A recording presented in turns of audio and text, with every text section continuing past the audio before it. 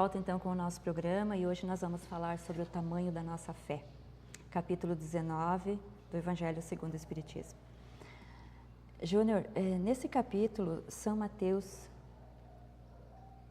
no capítulo 17, 14 a 20, ele nos fala sobre o tamanho da fé e ele compara isso com um grão de mostarda. Como nós poderíamos colocar isso para que pudéssemos compreender um pouquinho melhor? Mateus narra que nessa passagem o Cristo, depois de atender a uma solicitação do pai, né, que encontrava-se com o filho numa situação, a parábola fala dominado pelo demônio, né? Ou seja, nós sabemos que eram espíritos obsessores, né? E o pai esse narra para o Cristo que os discípulos do Cristo não conseguiram curá-lo ou expulsar o demônio, que usa o termo na parábola.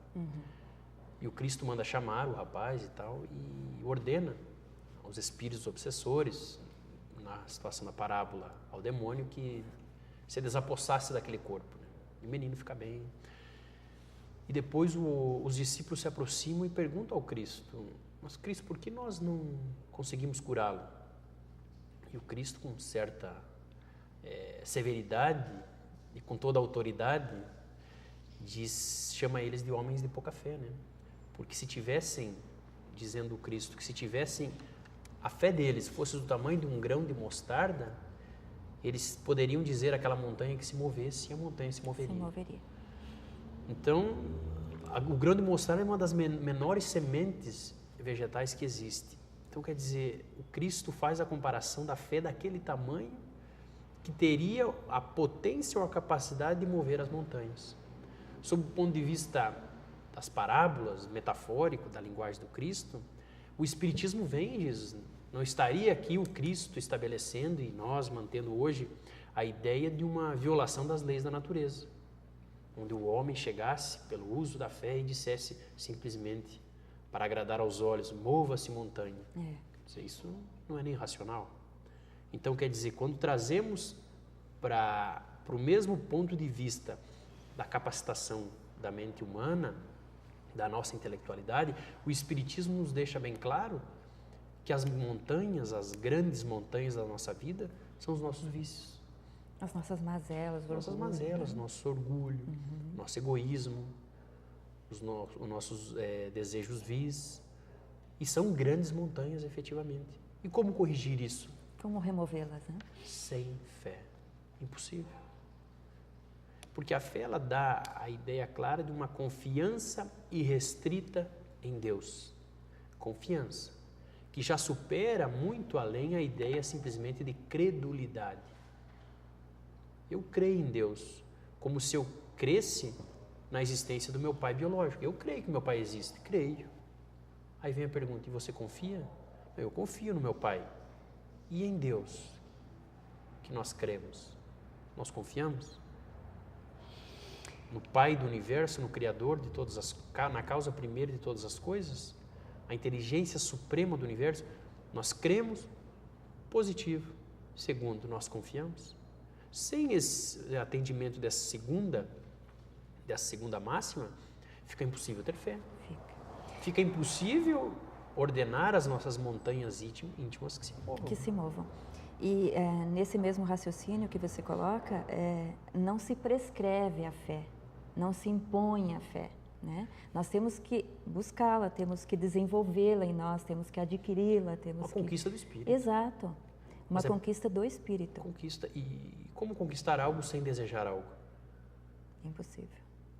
As pessoas passam ouvindo fé, falando de fé, comentando sobre a fé, mas quantas dessas pessoas desejam efetivamente construir uma fé robusta, que lhes faculte grandes modificações na vida, grandes modificações íntimas? Quantas? Então eu confio em Deus e sei que, trabalhando com essa confiança, eu poderei vencer os obstáculos. E vencendo os obstáculos, eu vou me transformando para melhor. E que, aliás, não é nada fácil, né, Júnior? Porque Lógico, nós sabemos, a partir do momento, é sempre aquilo que nós colocamos até em vários programas aqui. Eu tenho que movimentar a minha vontade, o meu querer, para que eu possa colocar em prática aquilo que eu desejo. Exatamente. Né? As minhas escolhas sou eu quem faço. E a partir do momento que eu faço essa escolha, se ela for no sentido do bem, sempre eu vou encontrar mais dificuldades, não é mesmo? Justamente porque tem montanhas e montanhas a serem removidas. Exato, porque, Inura, é como se dissesse assim, temos que trabalhar para realizar algo do qual não estamos acostumados. Para ser bom, para ser homem de bem, da forma que a gente estuda e sabe qual é o ideal a ser alcançado, a gente vai encontrar inúmeras, diversas barreiras quando a gente tenta fazer isso no laboratório, na realidade, na prática. Inúmeras barreiras.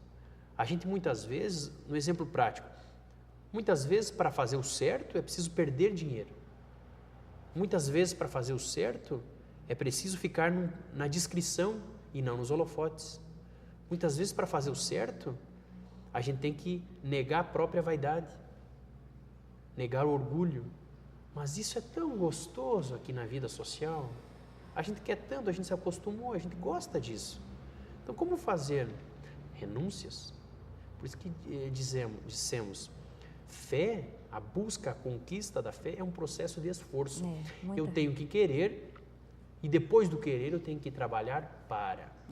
As pessoas hoje são excelentes na maioria do que fazem, sob o ponto de vista material. As pessoas têm grandes metas, construção de grandes empresas, de grandes empreendimentos, e elas conseguem, porque elas têm uma fé naquilo, elas têm confiança que elas atingem, que elas têm capacidade, que elas podem. Mas por que não usar a mesma confiança para ser um homem de bem? Em que pese perder dinheiro, ganhar, perder destaque, e daí? Meu compromisso é com a divindade. Confiança irrestrita em Deus. Eu não posso deixar de lado aquilo que a vida me confiou para a minha própria melhoria. Então, quer dizer, é preciso muita convicção nessa proposta.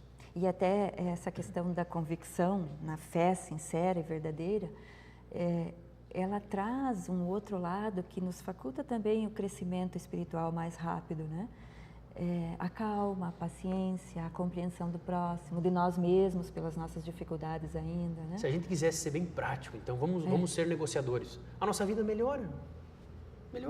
Então tá, eu estou a fim de vantagens. A vida fica mais fácil. A vantagem de perdoar, a vantagem de tentar ser bom, são vantagens que facilitam o nosso dia a dia na Terra. Porque nós temos mais tranquilidade para resolver os problemas, nós temos mais segurança na solução dos problemas. Não quer dizer que não teremos problemas a serem resolvidos. Sempre. Estamos num planeta de provas e expiações. Morada de espíritos imperfeitos, como nós todos. Razão pela qual a gente não pode se surpreender do contato na Terra. A gente muitas vezes, meu Deus, eu carrego uma decepção em relação àquela pessoa. Ai, aquela fé infantil, né? Se mantém num processo de lamentação e esquece que em nenhum momento, nenhuma das pessoas que se encontram na Terra são puras ou perfeitas que poderiam chancelar a ideia ou se comprometerem não em nenhum momento cometer algum deslize. Nem nossos pais, nossas mães, nossos irmãos, nossos filhos. Parece que a gente vive na Terra com a ideia que em algum momento alguém fez uma confissão: jamais lhe causarei qualquer dor, qualquer decepção. Isso é a gente que impõe nos ombros dos outros. Aí a gente se choca, meu Deus. Ou seja, mais uma vez a ideia da suposição, né? A gente supõe que a pessoa é perfeita, a gente supõe que a pessoa em algum momento disse que era santa. Mas o compromisso é conosco. Nós que temos que ter o comprometimento e o esforço em construir uma fé robusta, tamanha, que nos permita viver na Terra com as decepções que nos causam, com as tristezas que a gente enfrenta, mas sabendo que é melhor e estaremos em melhores condições para enfrentar tudo isso, desde que tenhamos fé. Porque a gente conseguirá sempre jogar o olhar para o futuro. Sei que isso tem algum motivo útil, uma finalidade útil. O processo reencarnatório é todo feito em cima da utilidade. Deus não faz nada de inútil. Exato. São com essas situações que a gente se coloca melhor na Terra ou na vida. Que aliás, eu estava lembrando aqui de Jesus, né? Quando ele esteve na Terra, na sua passagem por aqui, a fé, a condição de fé dele não se rotulava a nenhuma religião. Era fé. Era fé. Em Deus. Qual o nome? Fé em Deus. É isso que a gente sabe. Fé em Deus. Quem é nosso modelo e guia? É Ele. Como nós chegaremos até esse ponto, né? De estar aí numa fé tão inabalável a ponto de fazer o que Ele fez, né? Depois de pregado na cruz, olhar para o alto e pedir que o Pai perdoasse a todos nós pelos atos praticados. A maior demonstração, o maior exemplo de fé em relação à divindade e estando padecendo dos sofrimentos que os homens lhe proporcionaram. Confiança irrestrita. É algo que a gente tem que buscar. Porque a gente sabe, o Cristo dá a exata proporção da potência que isso significa. Fé inabalável. Diante da pior agrura que um ser humano pode passar. Ele exemplificou. Então, quer dizer, a gente esquece de que está ignorando um grande atributo da alma. A gente fica vivendo, sendo grandes realizadores das nossas metas materiais, tendo metas materiais, indo atrás, se esforçando-se.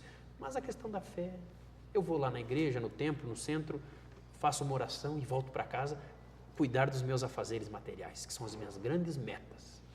E a vida lá fora, a vida num plano espiritual, pergunta, e aí? E as suas metas para você mesmo, para o seu espírito? Não, mas eu fiz grandes empreendimentos, eu realizei, eu construí. Sim, mas e você? Do momento que você chegou lá até agora de sua desencarnação, quanto construiu em você? O seu orgulho, muitos dos seus vícios continuam em você? Voltamos ao início novamente, né? Conhece-te a ti Tempo mesmo. desperdiçado. Busca em ti os recursos, transforma dentro de você aquilo que ainda atrapalha tudo isso. Porque as nossas virtudes, elas são desenvolvidas, são conquistadas. Nós não trazemos ela, né? A menos que sejamos um espírito evoluído que não chegamos lá ainda, né? Como você, Júnior, sempre coloca aqui, lembrando a frase de Jesus, né? Vós sois deuses, podereis fazer o que eu faço e muito mais, se quiserdes. Então, tudo está no nosso querer, né? Nós vamos agora, então, para um pequeno intervalo e voltamos em seguida.